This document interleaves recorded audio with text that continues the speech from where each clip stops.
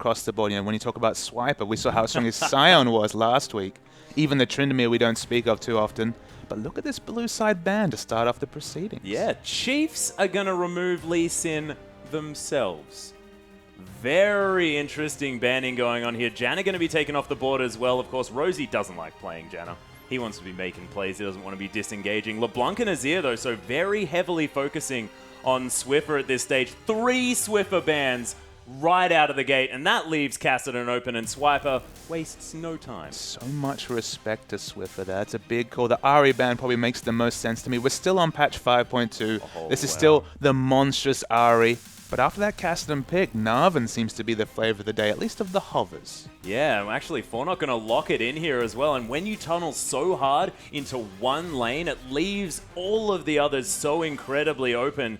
And with that Kassadin, it's only one pick that you can go for. And they could have gone Narvan, they could have gone, you know, Rumble Jarvan as well. A fantastic mid-game combination that gets a lot of wins there, but Narvan is fantastic and easily going to be able to really take control of that mid-game if they do get there. But Chiefs, they now have an opportunity to respond, and we'll see what they have. Of course, Kassadin is a flex pick here. I haven't seen Swiper play it too often, but everyone knows that Swiffer is one of those Kassadin gods. Yeah, Swiffer loves the Kassadin. If you cast your mind back to the first big Oceanic event, PAX Australia 2013, the pentakill on Kassadin in a loss there. He loves that champion. I have to think it's a mid pick, but they're going to leave it open for now as we see the big lock in. I see you even take a step back with the champs locked in. Because Radier, he hasn't showed his hand on this Kalista yet. Not once has he gone for it, and now going to be locking it in. And with that jungle spot already taken, of course, he's going to be in the top lane, guaranteed. So you're not going to have a top lane Jarvan. No Vi's to come through, and they've taken away the Morgana here as well. It's a fantastic opportunity to pick up this Kalista, and I'm excited to see Radier, of course, such a top-tier AD carry, utilizing this incredibly mechanical, heavy AD carry. And he's moving away from the Corki picks, the more safe meta picks, the Trinity Force carries, and moving on to a hyper carry. Kalista definitely. We've seen some very polarizing Kalista results in the OPL. You'll remember the first game that we've already spoken about, the Legacy versus Chiefs game. The Kalista there really did struggle, and we've seen that flavor. If you have a really strong frontline tank like Swiper's Scion was in that game, you can struggle. But man, if you get the Black Shield on, if the fight starts, the CC's down, then Kalista shows up, she can put out amazing damage. She can, and the answer here from 4Not is going to be that Graves Leona sort of kill lane there on the bottom side. We've seen mixed results across the regions with Kalista's taking on this Graves, and Graves can have an opportunity to win that lane. Yeah, I mean, he's a short range, but in lane, I mean, you can already see the burst potential coming out from all that CC and then the short range spells from CNJ on the Graves. CNJ was actually one of the players we highlighted in an article pre-season. He struggled in week 1. He's going to look to step up against some really stiff competition in Radier. Yeah, this is going to be the second time he picks up that Graves as well. Hasn't had that much success so far. Of course, seen most of his victories on that Ezreal. Played a bit of Caitlyn here as well, but his Graves, we'll see whether it can stand up against the lineup of the Chiefs. And they're looking to round this one out.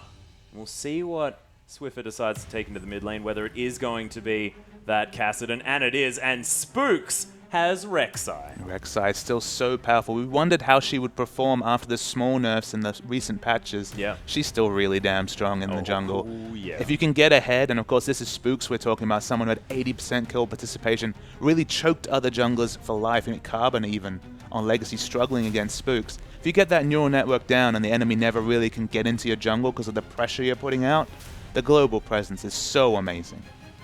And now 4Not trying to round out their comp. Of course, Xerath is being looked at here. Moya has had mixed results on that. Xerath actually picked up a couple of victories in the OCS.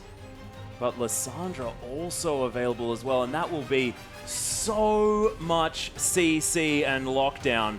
And the engaged potential coming through from 4Not is ridiculous. And it's not like we have a split push comp on the Chiefs side. Of course, Kalista can opt into split push if she picks up the Hurricane. But this might be team fight meeting team fight, which, you know what that means, Atlas? That means fireworks coming out on the Rift. Yeah, and these are Oceanic teams as well. They're going to want to get into this team fighting as soon as possible. But do they have enough? Do they have enough in order to get on top of this Kalista here as well? Because, of course, Rosie's there with the Dark Binding. Swiffer is going to be causing so much trouble to the backline using that Rift Walk to stay safe. And Swiper, We saw his Scion before. He becomes unkillable. And this is Graves, a short-range AD carry. He does synergize very well with standard items, so he does go the Infinity Edge route. He can tank bust to a degree, but from such short range, if you have so many threats in your face, there's only so much you can do as Graves. So it's just a really interesting comp. And one thing I'll say for 4Not, we'll discuss this a bit more in a moment, but this isn't off-meta picks. This is some very standard picking coming out from 4Not. They've abandoned the Wukong Orianna. They've abandoned the Rise. We've got very strong lanes coming out. And this is definitely, if you're doing a scouting report on 4Not last week, it's kind of night and day when you're talking about the picking strategy here. Yeah, it's very different to what we've seen coming out from 4Not, and maybe it's a change. Maybe the change is what they need in order to get themselves back into winning form. And this team comp, we've seen it before,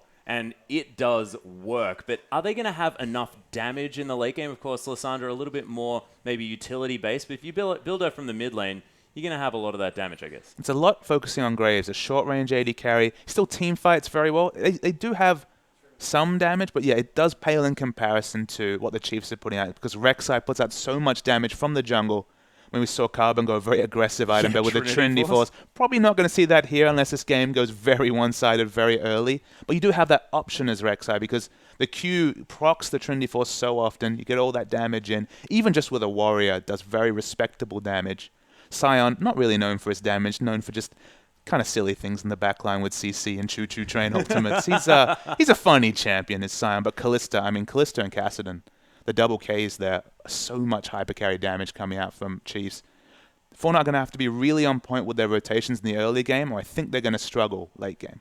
And it's also going to be really hard managing these Kalista Ren sets as well that are going to be coming through, because of course as soon as one person dies, things are going to start becoming a problem here for 4Not, because they're of course a man down, and Kalista is slowing everyone on the team to high heaven. That Ren ridiculously powerful, especially when you start winning these fights.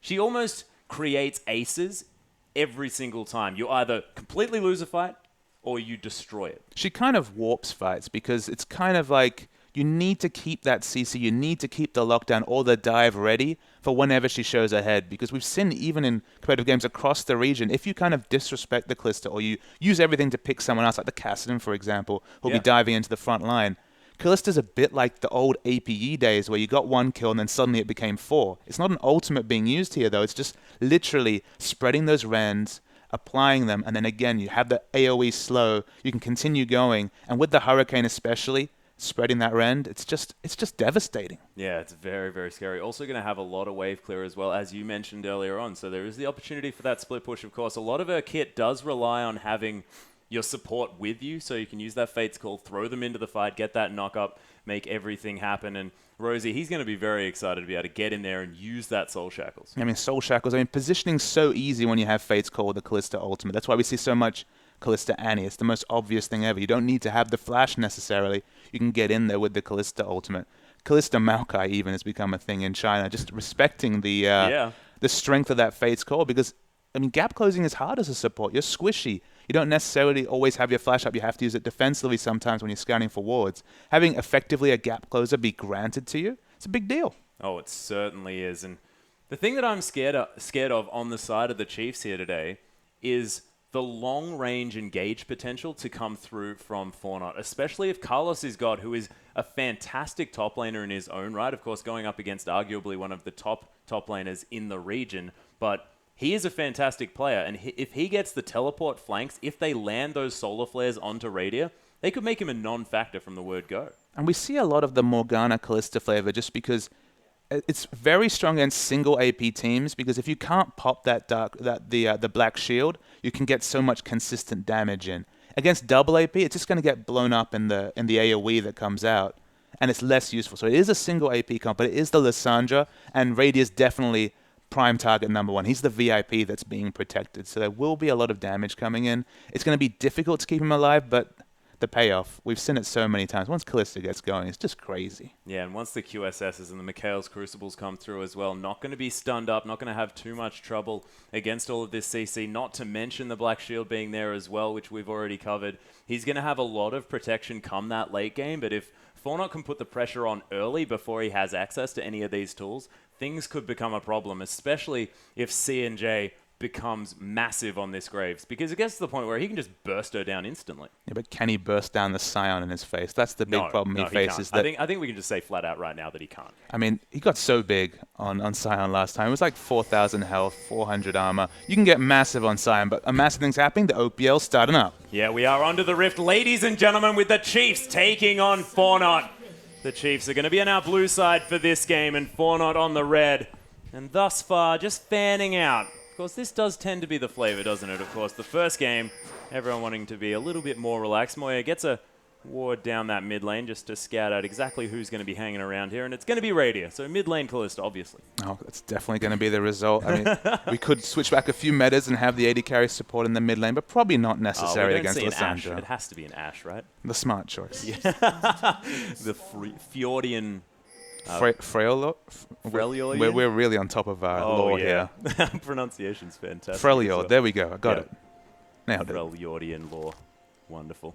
Spook's going to be hanging out around his blue buff, so not going to utilize that bottom lane in order to help with the leash, and we'll see whether the Chiefs want to go for some sort of early level 2 by taking away those Krugs on the bottom side. They are able to do that if they want to.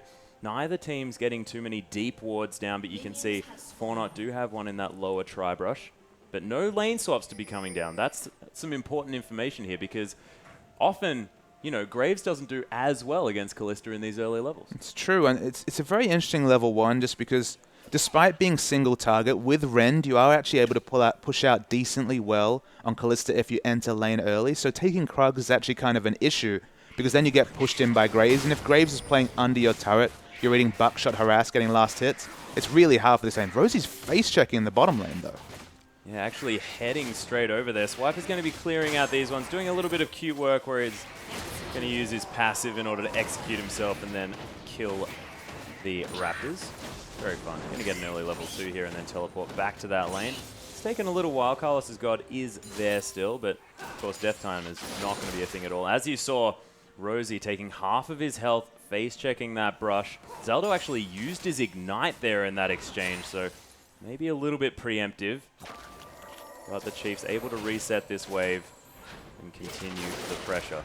And to give the viewers an update, he lost out on all melee minions in the top wave, but of course getting the instant 2 means he'll have a significant experience advantage in the top lane. And actually losing 3 minions, but picking up 4 by taking those Raptors. But we do have an engager on the bottom side. Dark Binding lands onto CNJ. Radiant trying to dance around the Rend.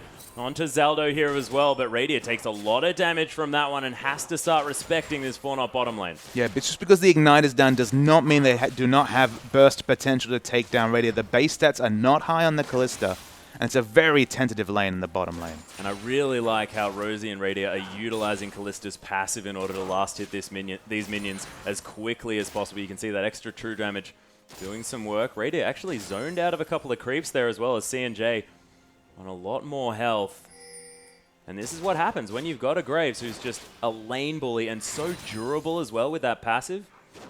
Can become an issue here on this bottom side. And they definitely have a different flavor of jungler coming out. It's not the Lee Sin that we were used to last week. It's not going to be as much early skirmish pressure. That's not to say Kalista can't gank pre-6, but it needs a little bit more setup time, especially against some of the gap closers available on the other team. But once Spooks has that level 6, I mean, we were talking about the fact that he has so much presence around the map. You add Void Rush into that, and he's going to be everywhere at once. You see Naya's trying to be the first person to pick up this neutral objective, the Krug. Of course, 65 damage, actually be 85 damage for Spooks if he takes it. Does get the knock up here. Moya comes around first before Swiffer though, and there's the Glacial Prison coming through. Oh my gosh, Spooks goes down for first blood. Moya picks that kill. Oh my goodness, upsetting. Misses the flash over the Dragon Pit. Rosie, he's collapsed straight away. Lands a nice Dark Binding. Swiffer taking down solo. CNJ picks up the kill. Naya is going to be the next option as Radiant is here. Zaldo's going to pile in. Radiant has to blow that flash, as does Rosie. A lot of respect for this now. Double buffs Graves. Atlas, there must have been a sale on double buffs today because they're just passing around all over the map. I believe there was 3 different changes of the double buffs during that exchange.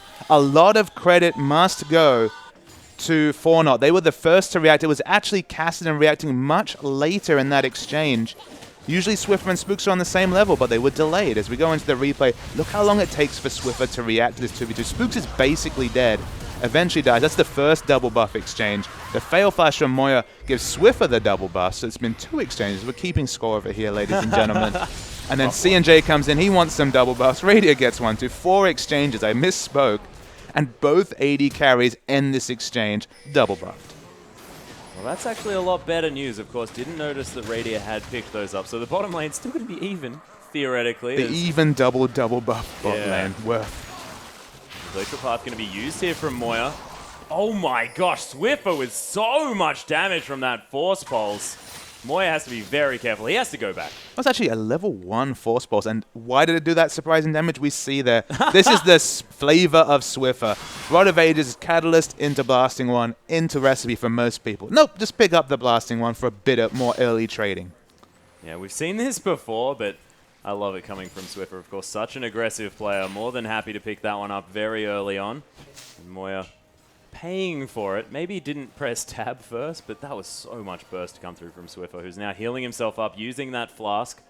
Swiper going for the standard Scion build.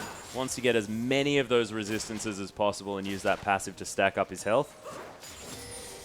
And in the bottom lane, Radiant and C&J facing off once again. Radiant now with actually a farm advantage after a difficult early situation, but Wave is pushing. Oh my goodness, Zaldo actually going in very aggressively with that Zenith Blade. Rosie could be the focus here as he's getting bursted down. He's gonna die. C&J picks up that kill, and Naya with a nice gank. We're starting to see a return to form for 4Not. In the first week, we did not see the team that breezed through qualification so convincingly, but there's some smart early jungle pathing from Naya. First to contest that the Scuttle Crab first and pick up the first kill in that trade, and then wonderful pathing down bottom to surprise Rosie. Yeah, and Spook's now looking for a tunnel onto Moya here as Swiffer's going to go in. Moya gets taken down so low, but it's not going to be enough. The teleport to come through from Carlos' God going to get cancelled, and the Chiefs try to make a play. Of course, that ultimate was still available from Moya. That Glacial Path was all he needed. But meanwhile, in the bottom lane, Zaldo's going to kill Radia. Yeah, Swiper tried to counter-teleport to help with that engage, but the Zenith Blade comes in from Leona, and death comes to Radia. And might be showing a little bit of uncomfortableness on this Kalista. We know that he hasn't picked her up too much. Is Darkbinding going to find Zaldo here? The puddle going to do a little bit of work as Spooks is just trying to soak some experience, stop the damage on this tower. But so far, a fantastic start for 4Not early on in this game. And we told you, this is going to be part of their win conditions. As Swift is going to die in the mid lane here as well. And there is action all over this map. Across the map, people are dying in transition. It was actually Moya who was the person who, against Legacy, kept dying on Orianna and never got to a fight on a very teamfight utility-focused champion. It's the same story here for Swiffer, though. Caught trying to poke his head out on Kassadin. Yeah, we'll see whether they can bounce back from this one. Of course, a lot of hyper scaling and carry potential coming through on the side of the Chiefs, but you have to think with a lineup like this that is so engage heavy, having a start like this is a dream for 4Not, because if they're on the front foot, this is exactly what they want. No Dragon's going to be gone for just yet, though, 8.5 minutes into this game. As Swiper, he's going to get cataclysmed here from Naya, taking a lot of damage. And you have to feel like the Chiefs, one thing you might say, at least in the first 8 minutes, it feels like in terms of preparation for this game and even execution, they might be looking past because they have a big match against Direwolves next. There's theoretically, it could be 2 undefeated teams going into it. But 4Not are no pushovers. They showed that in qualification. They didn't have the best first week for sure, but they're turning it on here, at least at the start. And maybe this was all part of the plan for 4Not. They knew that the Chiefs was going to be a really difficult matchup, and they had to get a win on the board, so they threw the first 2 games. That's very likely, Atlas. That's how competitive sports work. Yeah, thank goodness I'm not a pro player, because that's a bad idea, ladies and gentlemen. Swift are going to be continuing to clear out these minions, as he doesn't quite have that catalyst yet, but with that blasting one, going to be able to build up towards that Rod of Ages relatively quickly. 9.5 minutes into the game, may have that one by about 12, as Spook's going to take away his red buff here as well. Void Rush is available, did just use it in order to get down to that red, and you can see a lot of tunnels able to be used to get around this map and get him between jungle camps as well, so he might just put his jungle on farm at this stage. Well, I mean, with the completed jungle item for Spooks, you have to say that's what he's going for. No chilling smite no chilling smite warrior enchantment coming here. He's going to stick with the Rangers Trailblazer. Definitely the farming thought. You can see that with the CS values already, but it does give you that one less option in a team fight. And you can see there's some nice warding all the way along the river here for the Chiefs. Know exactly when 4Not are going to be crossing over to their side, but you can see 4Not a lot of deep vision here as well, especially on that top side, but maybe not the right focus here as far as those wards are concerned, because the Dragon obviously looking like the next point of contention here, especially in the Chiefs' minds, as Naya is going to poke his head here onto this bottom side. Dark Binding going to land on the CNJ. Spooks is here as well. It's going to be the 3-on-3. CNJ gets destroyed. Radiant picks up his first reset. Naya trapped in his own Cataclysm. There's the double kill coming through from Kalista. Carlos is gone. Tries to find the Gnar, but doesn't get it. And pegs a house at Rosie in his frustration. The mechanics let 4Not down massively in that fight. Naya committed to the flag too early, could not get a flag and drag combo in, and Moya trying to pick up a ward's probably going to die. Oh my gosh, that knock-up was so perfectly timed from Spooks, and we spoke about him being everywhere yet again. Let's look at this one again. We jump into the replay, look at the flag that comes in, he completely misses 3 members of Chiefs and dies instantly. Then he's committed to the Cataclysm, doesn't cancel it early. The double kill comes out to start with. Unfortunately, the ult is also whiffed on now. It's a bit of a comedy of errors there for 4Not, undoing their hard work in the first 10 minutes. And they also used the teleport here as well, which allowed Swiper to get that top outer turret here as well. And Chiefs, although 4Not had a fantastic early stage, when they coordinate their fights, they just look so good. And against a top team gifting an early lead, suddenly out of nowhere, 1,600 gold lead for the Chiefs, who previous to that engage were, I believe, 500 to 1,000 gold behind. Even Dragon looks like a tough ask for 4Not to pick up, with Spooks already very close. And especially Swiper doing his classic roam at around this 10-minute mark. Just lets go of that top side of the map, doesn't mind about it because he wants to help get his team that Dragon in. Look at him just lumberjacking, just wandering through the river because he's so tanky right now. Has that Giant's Belt, has that extra cloth armor as well as that... I've forgotten what that item's name is. Glacial Shroud? The Glacial Shroud. Nailed it. We got there in the end, ladies and gentlemen. This Dragon not going to be taken just yet. Swiper is in position, but it has given Carlos his god time to come down. And his Rage Bar is looking just about ready to head towards that Mega Gnar position. Spooks is actually coming into double Ruby Crystal for a bit more combat stats this early. Of course, probably we'll build that into, I can only assume, will be maybe a Locket of the Iron Solari. So we'll put those to good use. Of course, now on this patch, builds into Giant's Belt as well. The result you can say, though, is a lot of tanky stats. The Chiefs want this first Dragon. Oh, they do. 4Not are vying for position, though. They have the pink ward on the Dragon here, as well as Preyseeker tries to steal away that Scuttle Crab. Doesn't find it. Q not going to find Swiper here either, as he's standing towards the offside. CNJ gets hit by a little bit of poke, and Swiper's going to throw out some himself, but the Chiefs... Oh, Swiper gets knocked up here by the flag and drag. Radiant looks for some damage. Look at that Rend doing so much work to Naya as Swiper going to head out of that one. Smoke screen from CNJ trying to do some work. Wanders out of that Dark Binding quite casually. And Swiper's holding onto the unstoppable onslaught. It's very difficult to fight in these enclosed areas and use that Sign ultimate, barring a point range, melee range ultimate. So they have to be very careful with how they engage this fight, but a lot of engaged pressure. He's coming in. There's the unstoppable onslaught, but hits a wall. A little bit unfortunate there by Swiper, trying to get something started, of course. That Glacial Path from Moya, very handy for getting out of the way of these Scions. Yeah, maybe a mulligan for the first unstoppable onslaught of the day. Yeah. We'll give him that. It'll be okay. Tunnels being set up here by Spooks. Blue buff is available here, as red buff is for 4Not.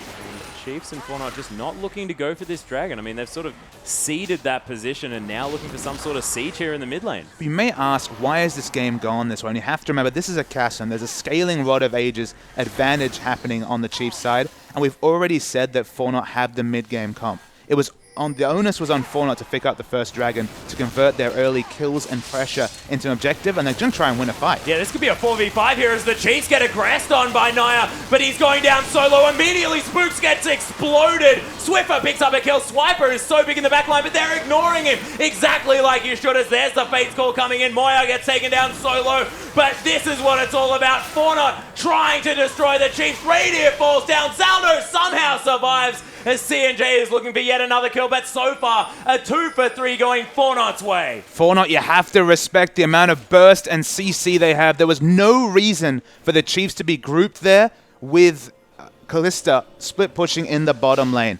Unforced error after unforced error leaves this game surprisingly even at 15 minutes. And Swift are actually going to try and clear out this mid-wave. CNJ happy to harass him from range here as well, but level 9 is Swiffer. Can just Rift walk onto his face if he wants to. Does have that Rod of Ages up to about 3 stacks now as well, so doing well as far as that timing is concerned, but going to take him a little bit of a while to quite get up to speed as far as that item is concerned. And 4Not, they may have an opportunity to sort of capitalize on a slightly underpowered Chiefs at this stage of the game. In terms of power spikes, 4Not have them in terms of the items they've completed and the timings they're going in. Swiffer tries to have his his back cancelled there by Naya, doesn't manage to do that. You have to remember that 4Not are the proactive team with the lineup they've picked up. They're the ones that are expecting to pick up the first couple of dragons. That's why the collapse down bottom where they gave away 3 kills was so significant. They need to be on top of this objective. Chiefs are happy to play reactive. Yeah, and Carlos has got actually teleporting down to this bottom side. You've got Spooks clearing out wards here as well, but they're going to start the Dragon up, 4Not. Pre-Seeker going to seek it out here as well, as there is a ward in that pit, but it looks like the Chiefs are just going to concede it. Yeah, they were happy to concede it there just because Kassadin was not in position. They'd seen Swiffer backing, so it was actually smart play from 4Not to rotate to their Dragon, knowing that Kassadin couldn't impact the fight. Good play. And it looks like Spooks might be going for a Warmogs quite early on in this piece. Does have that Null Magic Mantle there as well, but could be using that to go towards either that Locket of the Iron Solari or, of course, the Banshee's Veil if he wants to stop some of that first moment CC. CNJ's finishes Infinity Edge, of course, not quite as strong in this patch. They've removed 5% crit chance from that ability. The one-item power spike advantage is definitely with Kalista and the Hurricane. Of course, has the Bilgewater on top of it here. Doing very well for himself is Radiant. They need to keep their support in the bottom lane to help CNJ. Otherwise, Kalista will just continue to free farm and get to that late game phase.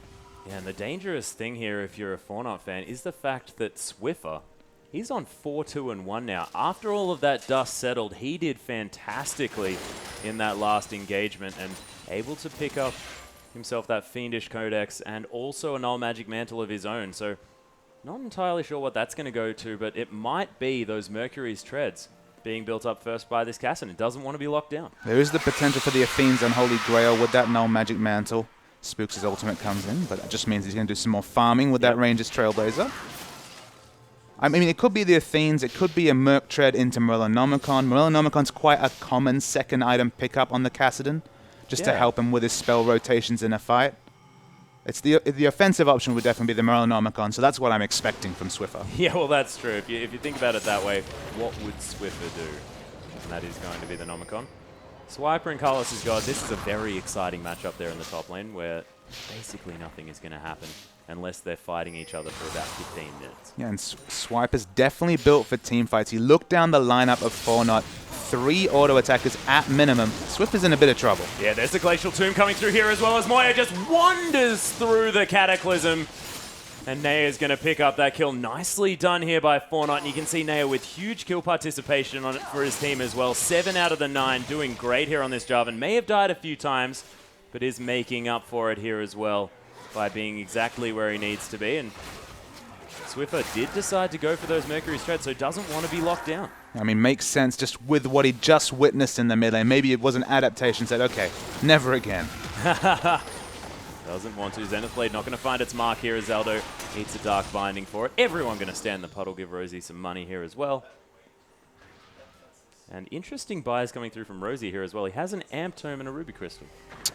I mean, I'm not going to say that he's going to commit to a Haunting, guys. I know, that's what I want. But if you want to say, I mean, if you want to talk about builds, Rosie was one of the innovators of very aggressive support builds. He always loved picking up the cheaper Morellonomicon on those supports, would forego perhaps some of the ward coverage and just snowball it out with combat stats. So probably not too surprising to see a bit of Amp Tome action in there. Yeah, of course not. Of course, he was an avid Zyra player early on as well, and often did a large amount of the damage for his team as Moya gets aggressed on by Swiffer here, who's relatively tanky as well as having so much AP now that Rod of Ages is halfway stacked. Chiefs getting aggressed on here on the bottom side of the map though. Radio being forced out very quickly. Fate's Call is going to be used onto Rosie and they go straight back in. Swiper's here. Unstoppable Onslaught gets the knock up here as well as there's a nice Dark Binding from Rosie. Radiant trying to dance around this fight. Zaldo gets knocked up as Spooks finds his way in. Radiant does fall down. The fight with Naya not going to work out for him as the 1v1 in the mid lane at the same time. Spooks tunnels on top of Naya. The Prey Seeker going to find him. And Swiffer going to try and join this party. Naya's on a wild goose chase here. Going to flag and drag over the wall, but Riftwalk, that'll be able to follow him. And Prey Seeker comes in as well. Now, you are definitely dead as CNJ comes down just to try and hold this mid. Yeah, long, unorganized fight across the map there. It was interesting to see Radia so smart in his use of Fate's Call. It looked like they would all escape, but they kind of left Radia to die in the back. But it doesn't matter when you've got Swiffer and Spooks doing a lot of damage in the front lines. They can let their hypercarry die at this early stage and not be punished for it. Yeah, and this is sort of the Chiefs' way as well. They allow Radiant to self-peel, and they're like, you're on Callista, man. Just jump out of the way. You'll be fine. And everyone goes in aggressively. That time didn't quite work out here for the Chiefs initially because, of course, they lost their AD carry, but worked out in the end. Almost feels like Radiant's success will kind of change depending on whether escaped AD carries out in the meta or not. Yeah. He needs that self-peeling because Rosie's not interested in it at all. Now, well, talk to CNJ. I mean, that guy plays Ezreal a lot, and Radiant, no stranger to Ezreal play. And if you're going to go with safe, that's pretty much the best option. Yeah, either that or Corki. Yeah, true. Good in all that metas, good on all days. Yeah, Corki, the champion that comes out every time Worlds is around. So we see Radia just picking up farm in the bot. Cassidy is playing so aggressive. We saw him get caught out, and then we saw him get a solo kill. But what Swift is doing is he's buying so much attention in the mid lane. Naya kind of has to consistently be present in the mid lane because he's rift walking onto Moya every time and giving Radia so much time to farm in the bottom lane. You have to put all your resources into stopping Swiffer, aggress, and solo queue your mid laner. You have no time to help out CNJ while Radia free farms is ahead in farm against this Graves. And we know the potential in the late game of the Callista. So there's no good choices here for 4Not. Good teams, they don't give you easy options. There's no one way to win this game with both hypercarries going off in their respective lanes. And you can see as well now the Chiefs looking for that last outer turret that they have left up on this map. Of course, looking at that kill score, 10-10. This game looks very, very close on paper, but you can see that farm really now starting to make a difference in favor of the Chiefs. The next dragon is going to be started up here by 4Not. Of course, the Chiefs do have the timer, and there's the Void Rush to come through here as well from Spooks. The unstoppable onslaught right in. They do secure the dragon here, but the front line's all the way in. Swiper gets ultimated here from Moya, and Radiant trying to dance around the fight, but he gets stunned up, and he's dead already. The Death Defier comes through from Swiper, and Rosie's gonna die as well. 4Not turning around a beautiful fight, and Swiffer, the only one alive, beautifully executed from 4Not. For the second time in a row, Chiefs really leave their positioning to be desired. Spooks went in for the steal, died instantly, and then Chiefs were kind of skirmishing in different fronts while 4Not were grouped as 5, focusing down targets. Great play calling from 4Not to call out those targets, but Chiefs, they need to pick it up or they will lose this game. They most definitely will, and is this about sort of not respecting 4Not enough and not really knowing when the power spikes are here for the Chiefs? Well, I mean, the moment that Spooks came in with the ultimate, he was already going to be split from his team. The other 4 members should have committed to an engaged 4-man strong on the dragon, but they were trying to wrestle with one carry. As we see Swiffer going aggressive, he gets one kill. Oh my gosh, he gets the shutdown here, still isn't dead. Rift walks to safety, Dark Binding, gets listed lazily out of the way off here by Moya as Prey Seeker looks for him, but I have no idea how Swiffer survived that. Flash Rift Walk and secures CNJ. Beautiful play, and he's the saving grace for this game, you have to think. Yeah, he's playing so aggressively in mid. He's been picked off a couple of times, but he's buying Chiefs time after these poor little misplays we see consistently around objectives. It's 2 dragons to 4Not. It could have been more if 4Not were more assertive with early dragon control. And what do you think about CNJ picking up this Phantom Dancer as his next item? Do you think that a Ghost Blade might have been better for that mid-game power spike? I mean, the thing about the current Phantom Dance is if you don't start with, say, an early Avarice Blade that prices you into a Yoma's Ghost Blade, the completed Phantom Dancer on this patch with the 35% crit chance. I mean, IE Phantom Dancer does massive amounts of auto-attack damage, so I don't mind opting into it if it fits your gold buys. And that's kind of how AD carries are. It's like kind of the untold secrets of AD carries. Yep. When you back, do you have enough for Avarice Blade? Do you have enough for Zeal? And you just kind of go from there. It's not a big difference. And of course, in the late game, Phantom Dancer wins out every time. Yep, CNJ Heading up towards this top side, Spook's going to have to give away that farm. Was going to go for some sort of split push and just ultimates his way to safety. No problem there at all. And 4Not just going to watch this Rek'Sai zoom past them. Chiefs needs a team fight as a team, especially with not an immovable AD carry, but kind of a carry that needs to be auto-attacking and thus peeled for. If the support is not next to Kalista and peeling for him, I mean, Kalista can just fall down instantly, and then all the damage work relies on Swiffer. If you're looking for a one-man carry, a fed hyper carry Kassadin, it's a good start, but it's not enough for Chiefs to win this game. Yeah, and Radiant needs to be getting these resets in these fights as well. That Ren does so much damage potential, and you remove that, and the Chiefs lose a gigantic tool, and Swipe is going to be doing no damage. Spooks he's built a Warmox. He's not going to be doing the damage that he needs to as this mid-game rolls around. He's not like Carbon's Rek'Sai, who had a Trinity Force, as we mentioned earlier on, but you can see 4Not with still a gold advantage. No dragons to be picked up yet from the Chiefs.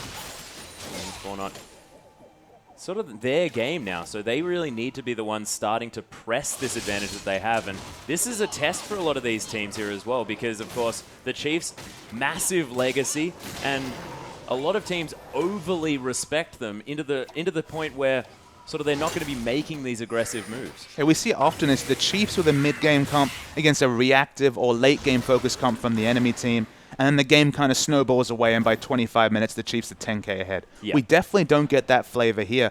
4Not have picked the proactive team. Okay, they could have been slightly more active. Like if that turret dive hadn't happened earlier where they lost a few members with Sion's teleport, they would have had a kill advantage. They would have been able to take an earlier dragon, so perhaps they'd be setting up for their fourth in a couple of minutes rather than just their third. But at least they've gotten the minimum that this comp demands. They've gotten the 2 dragons. They've had some very smart team fighting mechanics. Their target selection and team fighting has been good. And you just have to look at Radia's build here to know that he's a team fighting AD carry. He's got the Hurricane. That's the standard pickup on Kalista, but it's all about long fights where you're being peeled for. Chiefs are ignoring Radia. He's dying and just contributing nothing.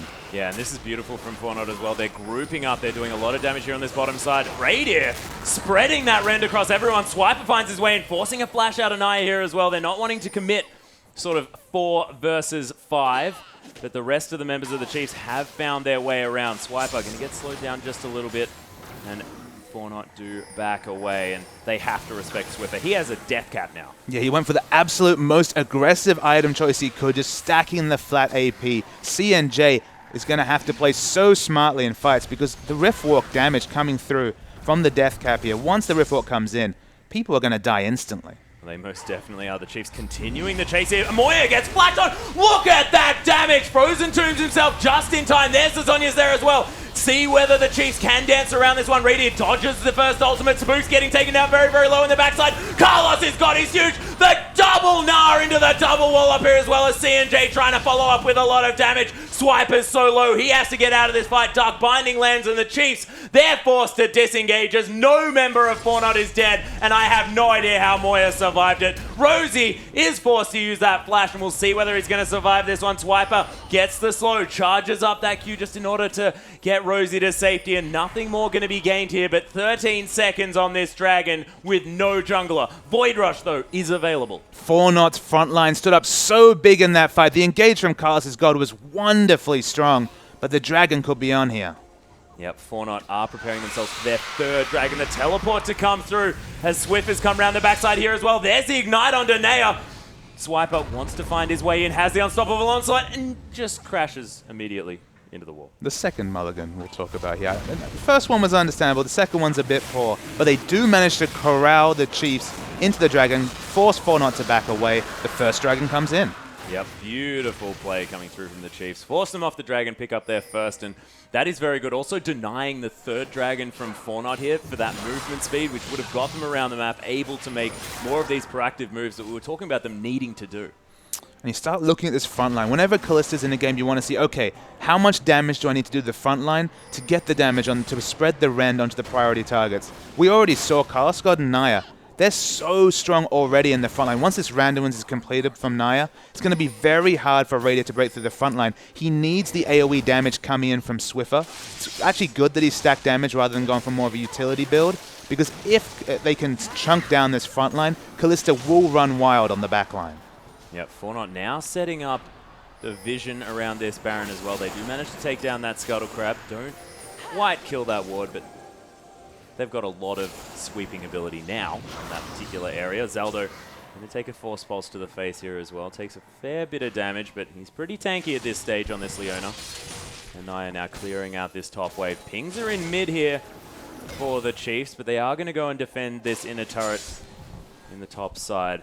We'll see whether any aggressive movements are going to be made. Swiper standing at the front does get a few slows to come down. CNJ able to clear out these minion waves very, very quickly. Look at that Force Pulse across 4 members, doing so much work, as Swiffer has taken about half of his health, but he doesn't need very much time to destroy someone in these fights. Worth knowing that the 6th man, the minion wave in the bottom lane, is pushing very strongly here for 4Not. So it's a good time to group with a minion wave. But look at Spooks, he's so smart. He notices that the minion wave in mid has been pushing aggressively for a long time. Even though he's not built damage, he has the global. He can get back to this fight. Yeah, there's actually the engage to come through from 4Not here as well. The ultimate down onto Swiffer, but Radiant doing so much work here in the backside. Swiffer does fall down. Swiper trying to tank this one up. Look at the massive knocker. The Soul Shackles across everyone on 4Not, and they are melting. The double kill now for Radiant, who's somehow still alive. Triple kill now, and Zaldo, you're in so much trouble. Arrow not quite gonna find the kill, but he has to get out. The tunnel over the wall, unburrowed for the ace for the Chiefs, and never count them out of these matchups. Rosie's Soul Shackles was so insane. That's what Fate's Call allows you to get in the middle of a fight. Confirmed it on the whole team, and Sion was the unsung hero there. Swiper, it's the second performance on this champion where he just doesn't die. He lives so long standing in the front line. The Chiefs, they should be able to trade tank and pick up this Baron. Yeah, and Raider able to do so much work with this Rend here as well. We'll see how much health it does actually die on, because look at how many spears are stuck through that guy. Perfect timing on the Rend, then Smite. Take it down from about a 3rd health. Well, let's have a look at it again. We watched the replay. They use so much on Swiffer that although Moya dies, they get their man. But watch Swiper and how much he's tanking. He's tanking 4 members damage confidently. The Soul Shackles comes in, and it's just massive. And Radiant, he's got enough health at this point, and so much CC's been used that he can free hit away, get the Ren set, triple kill comes in, and then Spooks eventually finishes it off for a big teamfight win for Chiefs. Yeah, and that Baron as well, which we have to mention. Still the kills. Very, very even. Only about 3,000 gold now, the advantage for the Chiefs. But 4Not, if they give away one of those fights yet again, it's going to be very, very difficult for them to come back to this one. And they poured so much onto Swiffer, who's very soon going to have a Zhonya's Hourglass. And if they tunnel vision on him again, he's just going to pop that and not take anything. I feel like the Zhonya's Hourglass is a super important purchase for Swiffer. I can understand opting into the Death Cap second, just because, again, if you get the members low, Callista will do all the damage for you. But the issue here is he's actually opted into the Merlonomicon second. He's a complete Zhonya's away in terms of gold. He's only got 100 to 200 gold on him. So the Zhonya's is far away, and if he does die instantly, he is still very targetable by Moya, and being DPS down by CNJ, doesn't have any armor picked up at all. If he's DPS down at the front line, fights with Callista are so polarized. Either she gets the Ren set, gets 3 or 4 kills, but she was so close to dying in that last fight that if that happens again, teamfights can definitely go on the advantage of 4Not. Oh yeah, they're hanging on a knife edge at this stage. But Swiffer has finished off that Morellonomicon. That's an extra 20% CDR. He'll be able to stack up that Rift Walk and get to the point where he uses his entire mana pool in order to use that ability very quickly. As 4Not now have to fight these Baroned up Indians, and they're going to win this one as 2 inner turrets fall down after the split push from Swiffer begins. And the Chiefs now starting to strangle. This is where they feel most comfortable, when they're just inside the enemy jungle. Look at their jungle, completely dark. But they have got so much vision, especially on this bottom side. Dragon coming up in another 50 seconds. You have to think that the Chiefs really want to be taking that one. They want to start putting pressure on these neutral objectives and control them for themselves, because now the tides have turned. And now that the Chiefs have control of the game and the onus is on them to make the moves, we know that they can. And the neural network that Spooks has been able to put down, because of all the vision advantages that the Chiefs have, allows him to split push so freely here, because he has complete global control to get to the Dragon, to have responded to a fight in the bottom lane here for 4Not. Chiefs have so many options, and 4Not, they're being kind of strangled out of this game. Yeah, and the thing that I do want to mention that might be a little bit of an oversight from the Chiefs here as well is the fact that there is no QSS and no Mikhails even slightly started from Rosie. Let's be real. I don't know if Rosie knows that Mikhails is an item. I think he just tunnels on the ability power page when he's playing these mage champions. That's his flavor, but one adaptation Radio's gone for. It's not the QSS, but he has so much lifesteal between the Blade the Ruined King and the Bloodthirster, and it combines with the Hurricane. It's kind of a forgotten interaction, but because the Hurricane applies lifesteal as a on-hit effect on the side bolts, the effective lifesteal he's got at this point is probably 50-60% on every auto. If he's free hitting at the back, as expected, if he isn't the recipient of that Moya ultimate, he should have so much lifesteal that it kind of benefits him more than maybe a QSS would at this point. Yeah, but still, if he does get ulted, he's dead. He's just very dead. But we'll see whether it does pay off here because, of course, they have to use so much on Swiffer, and it might be one of those reactions where they're just like, well, if they're focusing Swiffer, maybe I'll just build as much damage as possible. And you can see he's got the last Whisper now. That's a 4 damage item Radier here on Kalista. Terrifying to deal with, and he's going to be cutting through these Randuins. And now we're talking about CNJ. Okay, he has the 3 big damage items working to a 4th of the Blade of the Ruined King, but look at the front line he's dealing with here. It's a Warmog's Frozen Heart Thornmail Swiper, a Randuin's Warmog's Thornmail Spooks. Okay, Graves is a better tank buster than, say, Kalista, but these tanks, they're god tanks at this point. Oh, yeah, and if you're talking about someone being a tanky man, Sion is certainly able to do that. Look at how much health he has. That's very close to 5,000.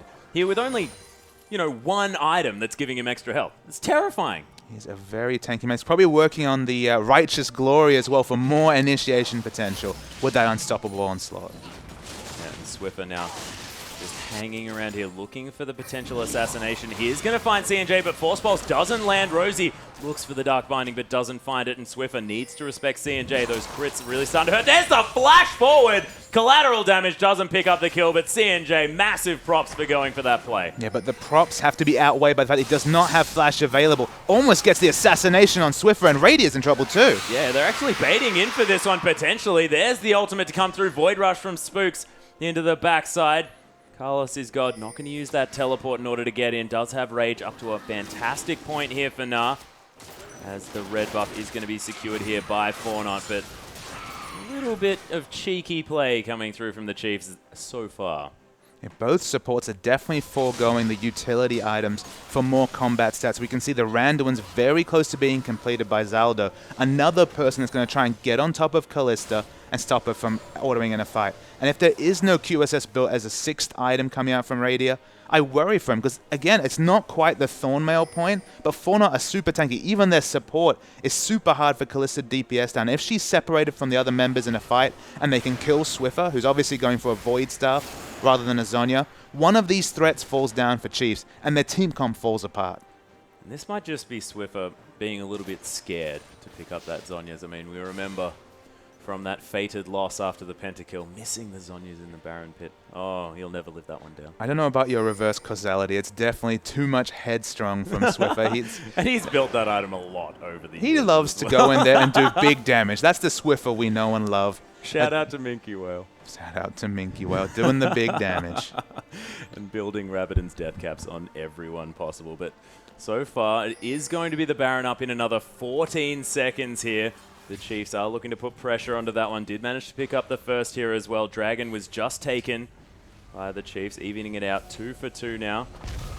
Oh, we actually see that CNJ is committed to clearing the waves in bottom. He will not be at this Baron fight. It could be a free Baron for Chiefs. Yeah, CNJ a long way away, as you mentioned, and Radier able to get a lot of Rens onto this Baron. He's doing so much damage to it as well. Already down to half health. 4Not, they are here. They do want to try and go for some sort of steal, but going for it on a Kalista is very, very dangerous. Oh my gosh, the amount of damage to come through from Radier is so safe there on the backside. The Zonya's Hourglass going to be blown here from Moya. Tries to turn that one back around, but the Chiefs are tearing through this team. Radier, he's still alive, just auto-attacking Naya in the face. Carlos is gone. There's the double kill. Swiffer just finishing off all of the hard work that Radier put in. Doesn't even die.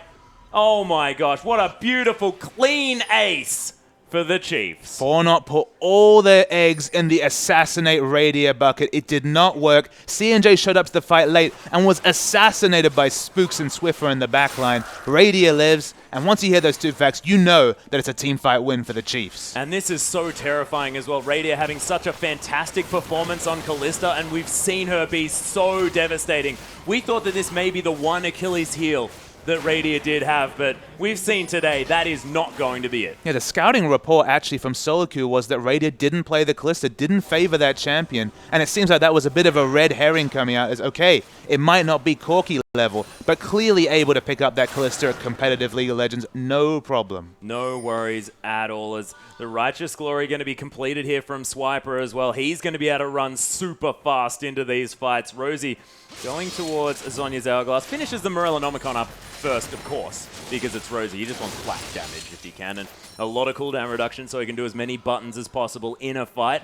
21 now to 16 in these kills. 10,000 gold is the lead, and Chiefs, they begin to run away with this game. It's becoming harder and harder to get that assassination onto the Kalista with all the lifesteal, through the Black Shield, which of course we have to mention, it does get AP scaling, so a little bit of defensive flavor coming out of this. The fat stacks of AP coming out of Morgana.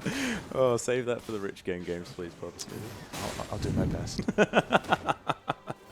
Oh my goodness. It is actually going to be a Guardian Angel here picked up from Radiant though, so if they blow everything on that guy, he's going to die and then just lifesteal up super quickly afterwards. Sort of a different option to go for instead of that QSS, but has a similar thing going to happen here. Is Rosie going to have that Black Shield popped here as well? This might be a catch from 4Not, but we've got the teleport and the ultimate coming through from Spooks. They're trying to turn it around. Swiper tanking out so much damage. Moya using his ultimate defensively. Swiper's going to fall down, but he did so much tanking. CNJ in the backside. Could he be what 4Not need? But no, he's going to be forced out of this fight as Naya is just going to get resetted on. And Radio now with the double kill. 6-item Kalista is terrifying. And CNJ is running for the hills as Carlos is God is just going to back at about 3/4 health.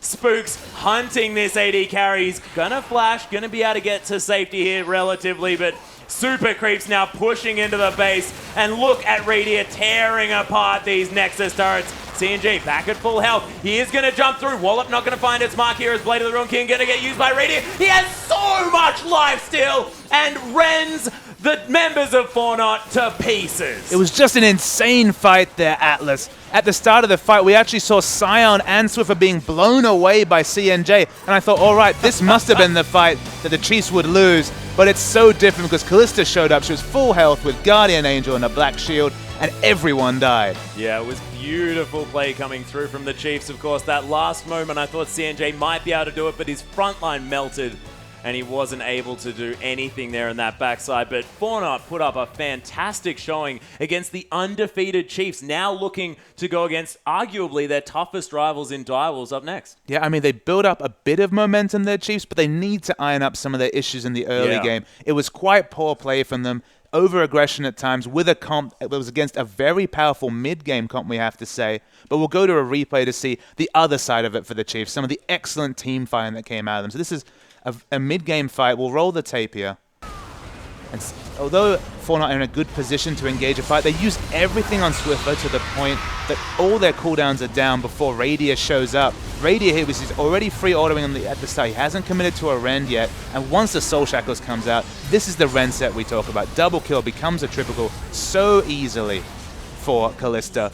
It's such a weird position. It's why I actually like the Guardian Angel pickup. Usually I'm not a big fan of Guardian Angel on AD carries because if you die once, you're squishy. You'll probably die a second time. But with Kalista, you kill her once. You know, you have that 2.5 seconds of effective stasis while they're going through the animation. You change target to someone else. If you wait too long, she'll come back with 50% lifesteal and be back at full health, and you'll have to deal with a full health Kalista again, almost reborn like a Yorick ultimate or something through that Guardian Angel. And Kalista started really roughly, but we see why she's so respected across all the scenes. So much AoE damage. Yeah, and Radiant showing such proficiency on that champion as well. But ladies and gentlemen, we are going to have a short break.